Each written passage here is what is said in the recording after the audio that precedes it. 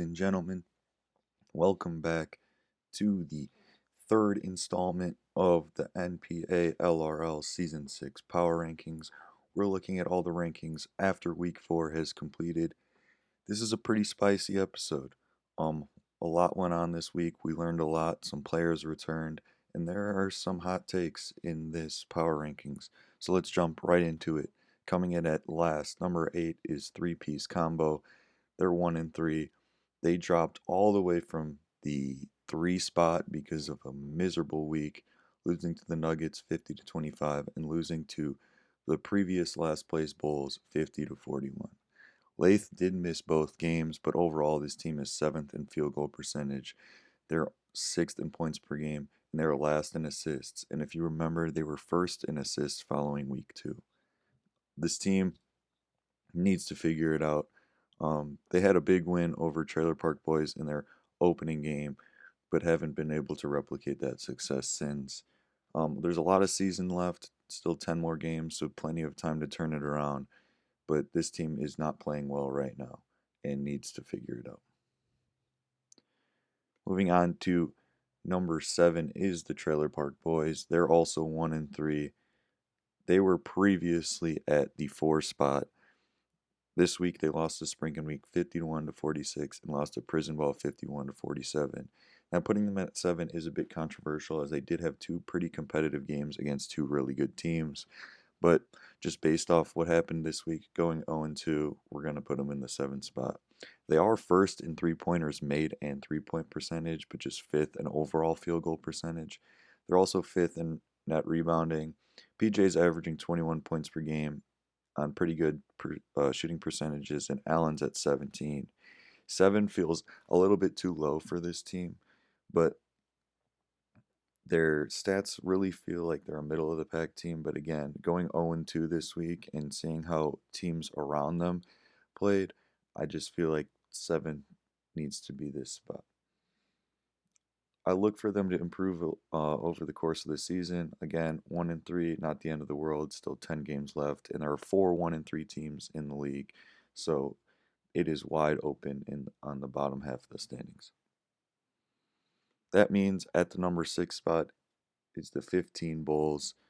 Big W this week over Three Piece Combo 50-41, but they did get obliterated by the Nuggets 50-21. Nick again missed both games, meaning he's missed all 4 this season.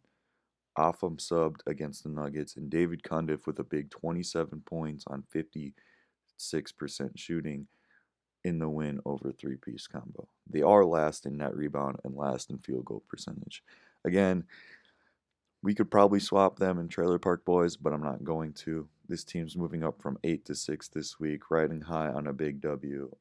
And we look to see if Nick can come back in the next set of games. At the 5 spot, moving up from the 7 spot, is Prison Ball. They beat Trailer Park Boys 51-47 and lost to the upset 50-41. Donnie returned for these games after missing the opening 2, and he averaged 19.5 points on 45% from the field. Tyler, since Donnie's return, is averaging 20 points per game on 57, 55, 56 splits. That is 2-point, 3-point, and field goal percentage. So Tyler really benefiting from Donnie's return. Overall, they're 6th in field goal percentage and 7th in three-point percentage. But the story of this team is Donnie's return. Again, I said it at the beginning of the year. I think I had him 6th in the preseason rankings. Don't like picking against Donnie, and he's already making huge impacts on this team. At the 4 spot is LRL EMT dropping from 2 to 4 after 2 losses this week. One to the upset 50-36 and one to Sprinkin being 50-34, failing to score 40 points on either of those games. Overall, they're still 2nd in three-point percentage and field goal percentage, 3rd in net rebounding, 1st in blocks per game as Zach is leading the league in blocks per game, and Tyler is still having scoring 28 points on 50% field goal. This team, again, they're going to be good. They're going to be a playoff team, but 2 pretty big losses this week to 2 pretty good teams. So they're going from 2 to 4 this week. Again, this might be a hot take as they could be higher, but the NWI Nuggets, after going 2-0 this week, are at the number 3 spot. They absolutely destroyed their opponents. The E-piece combo beating them 50-25, and the Bulls beating them 50-21. But again, they're really middle in the pack in terms of their shooting percentages, but they're second in net rebounding. Peter's having a pretty good season, averaging 24 points per game. And James, he might not get on the scoreboard, but he is finding ways to impact the game. He's third in rebounds and second in blocks per game. I think he's averaging over a steal per game as well. He's really finding ways to make his presence known. And we can't even forget about Tony, who's averaging, I believe, the upper teens in points per game. Really good team, 3-1 at the number 3 spot. And that means the upset is 3-1 at the number 2 spot, going from the 6th spot to the 2 spot. The biggest rise of this week after beating Prison Ball 50-41 and LRL EMT 50-36. Two pretty dominant games. They're pretty big wins. Overall, they're third in field goal percentage. They're first in assists per game, first in net rebounds, and Dimitri is second in blocks and steals per game. That's not to mention that both Keith and Michael are averaging over 20 points per game. This team is really well rounded.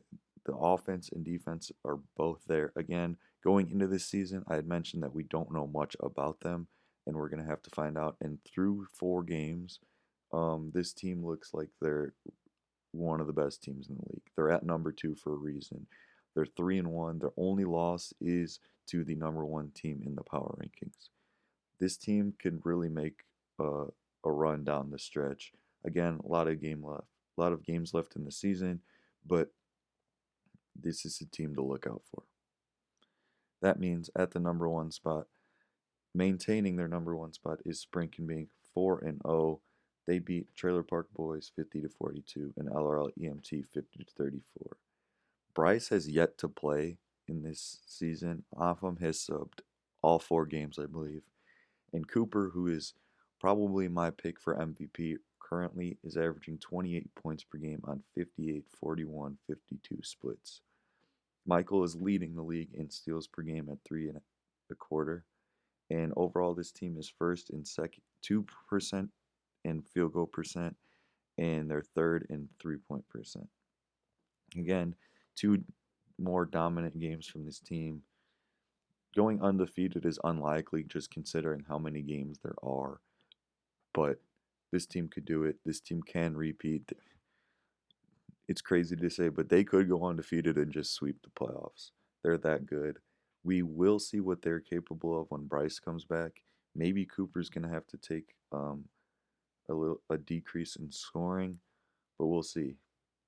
Again, Coop's probably my favorite for MVP at this point in the season, just because he's been consistently good on very good shooting percentage. And this team is the team to beat. I don't see them losing many games, if any at all.